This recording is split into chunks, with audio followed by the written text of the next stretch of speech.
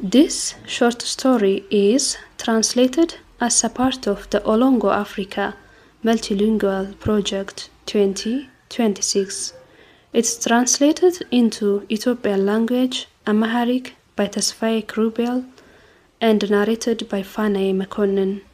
Please check lingua.olongoafrica.com to read more stories in other language from around the continent. ይህ አጭር ታሪክ የተተረጎመው የኦሎንጎ አፍሪካ ባለብዙ ቋንቋ ፕሮጀክት 2026 አካል ሆኖ ነው። በተስፋዬ ክሩቤል ወደ ኢትዮጵያ ቋንቋ በአማርኛ የተተረጎመ ሲሆን በፋናይ መኮንን የተተረከ ነው። ከአህጉራት በተለያዩ ቋንቋዎች የተጻፉ ታሪኮችን ለማንበብ እባክዎ lingua.olongoafrica.com-ን ይመልከቱ። የፀሐይ ግርዶሽ በፋናዬ መኮንን በ10 ዓመት ውስጥ ስለታየው ትልቁ የፀሐይ ግርዶሽ። አያታችን የቤተሰቡን አባላት ድምጹን ከፍ አድርጎ በመጣራት ጨረቃ እንዴት ፀሐይን እንደምትጋርድ ኑና ተመልከቱ በማለት ከቤታችን ጓሮ ወደሚገኘው ቦታ ጠራን። እጅታው የወርቅ ልጥፍ የሆነውን ከዘራውን ይዞ የሚወዳት ወንበሩ ላይ ቁጭ ብሏል። ያደረጋትን በሐኪም የታዘዘለትን ጥቁር መነጽር ድሮ ይነዳት ከነበረችው ማርሴዲስ መኪና ጋር እያወዳደረ ይህ መነጽር እኮ የዚህን መኪና ግማሽ ዋጋ ያወጣል እያለ ሁልጊዜ ይነግረናል። ባለፈው ዓመት አያቴ ከባድ የዓይን ህመም ደርሶበት የዓይን ብርሃኑ መልሶ ስለማግኘቱ ዶክተሮች ራሱ የተጠራጠሩበት አስቸጋሪ የዓይን ቀዶ ጥገና አድርጎ ነበር።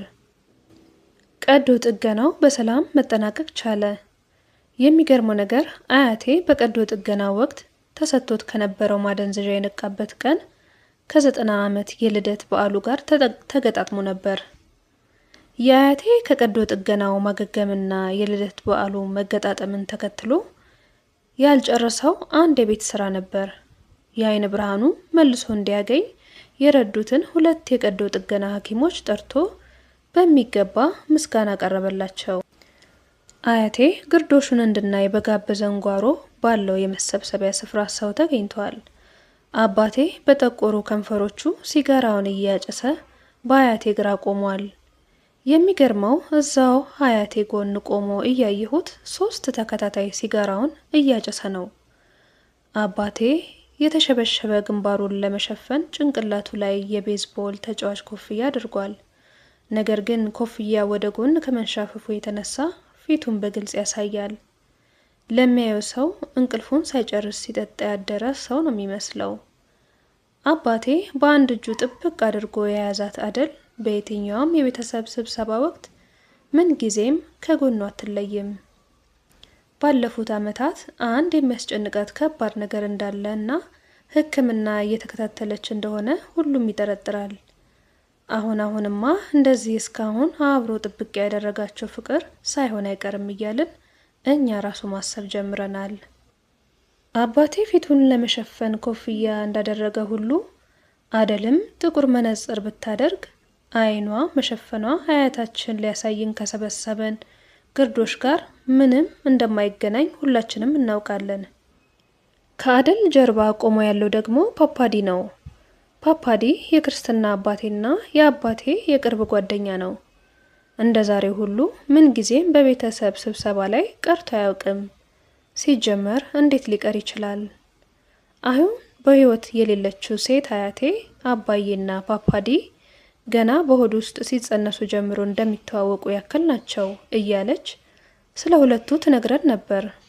ሴት አያቴና የፓፓዲ እናት የወሊድ ክትትል በሚያደርጉበት ጊዜ ነበር በአንድ ክሊኒክ ውስጥ የተዋወቁት። የሚገርመው ደግሞ አባዬና ፓፓዲ በአንድ ቀን እንደተወለዱ ትነግረን ነበር። አያችሁ፣ ዝም ብላችሁ ተመልከቱ። ጨረቃዋ አሁን ፀሐይን አቋርጣ ታልፋለች አላያቴ። ልክ አያቴ እንደዚህ ብሎ ሲናገር ወንድሜ ኦሱፓ የደስታ የሚመስል ድምጽ አውጥቶ ሳቀ። ኦሱፓ ግርዶሹን ለብቻው ተስተካክሎ ለማየት እንዲመቸው በውሃ የተሞላ ሳህን ይዞ ለብቻው ይሯሯጣል።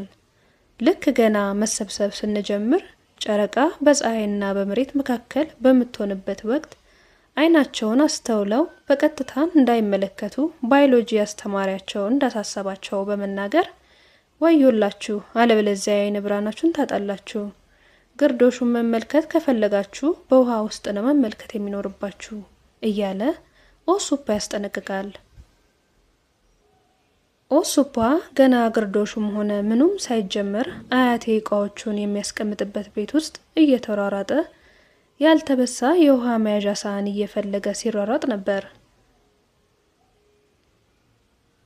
የውሃ መያዣ ሳህኖቹ ፈልጎ ለማግኘት የሚያደርገውን ግርግር ያየ ሰው ኦሱፓ በጣም ደስ እንዳለው መገመት አይከብድም። በተለይ ደግሞ ያገኛቸው የተበሱ የውሃ መያዣ ሳህኖች በውሃ ውስጥ የሚያልፈውን ነጸብራቅ ሊያሳዩት ስለማይችሉ ሌላ ያልተበሳ ሳህን ለማግኘት የሚያደርገውን ጥረት ማየት ያስደስታል። ኦሱፓ እድሜው ገና 10 ዓመት ነው። እሱ በተወለደበት ዓመት ማለትም ከተወለደ ከ6 ቀን በኋላ በከፊል የፀሐይ ግርዶሽ ታይቶ ነበር። የሚገርመው ደግሞ እንዳጋጣሚ ሆኖ የዚያኑ ቀን ነበር ስም ይወጣለት። አያቴ የፀሐይ ግርዶሽን አይቶ ነበር ኦሱፓ ብሎ ስም ያወጣለት። አያቶቼና የፀሐይ ግርዶሽ የተለየ ግንኙነት ያላቸው ይመስላል።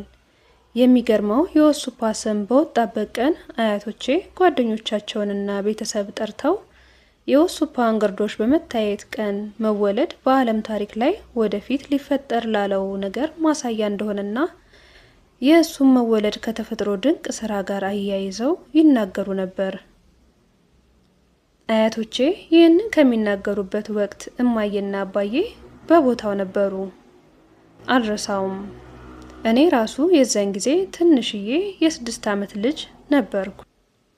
እኔ ደግሞ በልጅነቴ ከኛ ቤት ቀጥሎ ካለው ቤት ውስጥ ይኖር ከነበረው ታጁ ጋር በልጅነቴ እየተጫወትኩ ማደግ በመቻሌ በጣም እድለኛ ነኝ። የግርዶሽ ቀን ሆነም አልሆነም ቤተሰብ በሚሰበሰብበት ቀን ብቸኛ ልጅ ስለሆንኩ አያቴ ቤት መሄድ ለኔ ከምንም በላይ የሚያስደስተኝ ነገር ነበር። በድሮ ጊዜ እኔና ታጁ ከኛ ቤት ጓሮ በሚገኘው ቦታ ባለ 3 እግር ቴኒስ መጫወቻ ጠረጴዛ ላይ ትንንሽ ጠጠር ድንጋዮችን እንደ ቴኒስ መጫወቻ ኳሶች አድርገን ጠረጴዛው ላይ እያነጠርን እንጫወት ነበር። እስካሁን ድረስ ያንን ከታጁ ጋር ስንጫወትበት የነበረበትን ቀን አረሳውም። ምክንያቱም እማዬና አባዬ አብረው በአንድ ቤት ውስጥ የነበሩበት የመጨረሻው ምሽት ነበር። በማግስቱ ጠዋት ላይ ነበር እማዬ ጥላን የሄደችው። እኔም ከአያቶቼ ለምዶብኝ ነው መሰለኝ የእናቴ ከአባቴ ጋር ተጣልቶ መውጣት ከግርዶሽ መታየት ጋር የማያይዘው። እናቴ ከአባቴ ጋር ተጣልታ ከወጣች ከ2 ወር በኋላ እኔን ብላ ወደ ቤት ተመልሳ መጣ ነበር። እኔ የተሰበሰቡትን ሰዎች እያየሁ በሐሳብ ሄጄ ሳለ ሁላችሁም ውጡ እና ተመልከቱ፣ ብዙ እኮ አይቆይም፣ ተሎ ነው የሚያልፈው ብሎ አያቴ ሲናገር ከገባሁበት ሐሳብ ባነንኩ። እናቴም አያቴ ይህንን ሲናገሩ ከቤት ውስጥ ወጣ ሁሉም እዚያ አካባቢ የተሰበሰበውን ሰው አልፋ ወደ ተሰበሰብንበት ስፍራ ተቀላቀለችን። በደንብ እንዲታያትም ይመስለኛል ከኛ ትንሽ ራቅ ብላ ቆመች። ኦሱፓ አይኑን ፍጥጥ አድርጎ የጨረቃዋን ነጸብራቅ እየተመለከተ ወይኔ በሳህን ውስጥ ትልቅ ሆና ነው የሚታየው ብሎ እንደምፍራቻም እንደማልቀስም አደረገው። ልክ ኦሱፓ እንዲህ እያለ ለማለቃቀስ የቃጣው እናቱ አደል እስኪ ዝም በል ድምጽህን ቀንስ አለችው። አደል ይህንን ሳትጨርስ ወዲያውኑ ፀሐይ ጠልቃ ሰማዩ ጨለማ ሆነ። ልክ ሁሉም ሲጠብቁት የነበረው ሰዓት እንደደረሰ አያቴ ሲያውቅ በሁኔታው በመደነቅ ስሜት ተመልከቱ እያለ ሳቀ። ይህ ግርዶሽ እየታየ ባለበት ጊዜ ፓፓዲ በእጆቹ የአይደልን ጀርባ ከባድ ቀን ስላሳለፈች ሊሆን ይችላል አላውቅም፣ ብቻ እንደ ማጽናናት ነገር ጀርባዋን ይነካካታል። ዛሬ ቀኑ ከባድ ነበር። እሱ ብቻ ሳይሆን ፀሐዩ በጣም ኃይለኛ ከመሆኑ የተነሳ በጣም ያቃጥል ነበር። ሁሉም የተጠራው ሰው የፀሐይ ግርዶሹ ከመከሰቱ ከሰዓታት በፊት ነበር የተሰባሰበው። ይህ የቤተሰብ ስብሰባ ለአደል ከባድ እንደሚሆን መገመት አይከብድም። የመጣውን ሰው ማስተናገድ እንዲሁም የቤቱን ስራ ማከናወን ትልቅ ስራ ነው። ፓፓዲም ምን ያህል እገዛ እና እርዳታ እንደሚያስፈልጋት ስላወቀ ይመስለኛል ሊያጽናናት የሞከረው። ወዲያው ብርሃን ቀስ በቀስ እየወጣ ጨለማው በብርሃን እየተተካ ሲመጣ አባቴ በቃ ይሆን እንዴ አለ ጮክ ባለ ድምጽ። ሳስበው አባቴ ግርዶሽ ካመጣበት መጥፎ ትዝታ የማይረሳ ጠባሳ እና መለያየት የተነሳ ሳይጠላው አይቀርም። የግርዶሹ ነገር በጣም ቢጠላውም አሁንም ቢሆን ለአያቴ ሲልና ግርዶሹን ለማየት በሚል ምክንያት የተሰበሰበውና ጓደኞች ስለሚሰበስቡት በቦታው መገኘቱ አይቀርም። መቼም ቢሆን ግርዶሽ ሲፈጠር ሳይታይ እንዳያመልጥ። ግርዶሽ ማለት ሁልጊዜ የአንድ ነገር ወይ መጀመሪያ ወይ መጨረሻ ነው። ሁሉም ቤተሰብ ይህንን ክስተት አብሮ ነው መመልከት ያለበት ይል ነበር አያቴ። እንደዚህ አይነት የቤተሰብ ስብሰባ በሚኖርበት ጊዜ ሁልጊዜ የሚያረፍደው አጎቴ ቦዴ ነው። ዛሬም አጎቴ ቦዴ እንደተለመደው ምን አመለጠኝ ሲል ከየት እንደመጣ ሳናውቅ ሰው ወደ ተሰበሰበበት ጓሮ መጣ። አጎቴ ቦዴ እናቴ ተመለሳ ወደ ቤቷ ለመምጣት ትልቁ ምክንያት ነው። እናቴ መቼም ቢሆን ከቤተሰቦቿ ርቃ እንድትጠፋና እንድትሄድ አጎቴ አይፈቅድላትም። እናቴ ተመልሳ ወደ ቤት እንደመጣች ያደረገው ለኔ እንደሆነ ይህን ሁሉ አመት የሚነግረኝ እኔ ነኝ እንድትመለስ ያረኳት ለሷ ማስቦ እንደሆነ አውቃለሁ። ያጎቴን ጥያቄ የሰማው ሱፓ እረ ወዲያው ነው ያለፈው ብሎ መለሰለት። አጎቴ ቦዴም ወይኔ አሁንም አመለጠኝ እያለ እንደ ተቆጨ ለማስመሰል ተናገረ። ሰማዩ እኮ ጨልሞ ወዲያውኑ መልሶ ብርሃን ሲተካ እኔ እኮ መንገድ ጀምሬ ነበር አለ። አጎቴ እንደተናገረ አያቴ እያለፈች ካለችው ጨረቃ ላይ አይኑን ሳይነቅል ቀበል አድርጎ ወዲያው ሁልጊዜ መንገድ ላይ ነበርኩ አለ እንደ መቀለድ እያለ። አያቴ ይህንን ተናግሮ እንደጨረሰ ሐሳብም ለማስቀየር ይመስላል ግሩም ድንቅ ነገር ነው አለች አደል ዝግ ባለ ድምጽ። በእርግጥም ድንቅ ነው አለ አያቴ በመናደስ ስሜት ውስጥ ሆኖ። ወዲያው መነጽሩን አውልቆ በማመንታት መንፈስ ብድግ ብሎ ሄደ። ቤተሰብ በጋራ ሆኖ ግርዶሽን ማየቱ ወሳኝ ነገር ነው። ደሞ እኮ የምናየው አይናችንን እንዳይጎዳ ሸፍነነው ነው አለ። አያቴ ይህንን ሲናገር ከኔ ነው የጀመረው። አያቴ እንደተናደደ አውቃለሁ።